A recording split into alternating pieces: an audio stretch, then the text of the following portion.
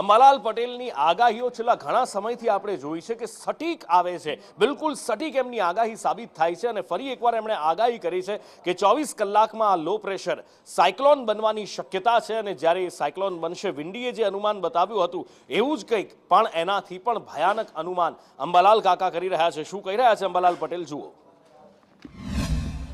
હવામાન નિષ્ણાંત છે અંબાલાલ પટેલ, તેમની સાથે વાતચીત કરીશું। કાકા, જે આ લો પ્રેશર સિસ્ટમ હાલ સર્જાઈ છે, ચક્રાવત બને તેવી પૂરેપૂરી સંભાવનાઓ છે, આપની શું આગાહી? 23 મે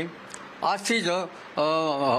જે સિસ્ટમ છે બનવાની શરૂઆત થઈ જશે, લો પ્રેશર બનશે। કર્ણાટક, ગોવા અને મુંબઈના ભાગોમાં આ સિસ્ટમ બનની સક્રિય થશે અને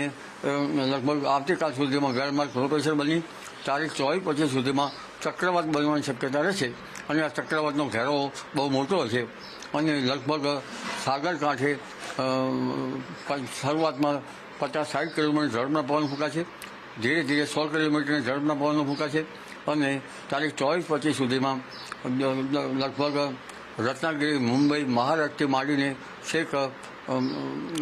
ગુજરાત સુધીના ભાગોને ધમરોળશે, જેમાં મુંબઈ, મહારાષ્ટ્રના ભાગોમાં 15 ઇંચ જેવો વરસાદ થવાની શક્યતા રહેશે અને વલસાડ વગેરે ભાગમાં 10 થી 12 ઇંચ જેવો વરસાદ થવાની શક્યતા રહેશે અને લગભગ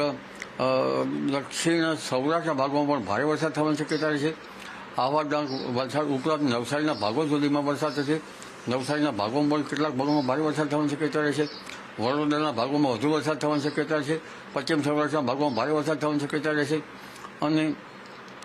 લગભગ ત્યારબાદ આ વરસાદની ગતિવિધિમાં અડધો ઇંચ કે 2 ઇંચ વરસાદ તટ ભાગોમાં થશે અને ઉત્તર ગુજરાતના ભાગોમાં વરસાદ થવાની શક્યતા રહેશે, જેમાં પાટણ, બનાસકાંઠા, મહેસાણા, સાબરકાંઠા, અરવલ્લીના ભાગોમાં વરસાદ થવાની શક્યતા રહેશે, તટ ભાગોમાં અડધો ઇંચ કે ક્યાંક 1 ઇંચ જેવો વરસાદ થવાની શક્યતા રહેશે। બિલકુલ, તો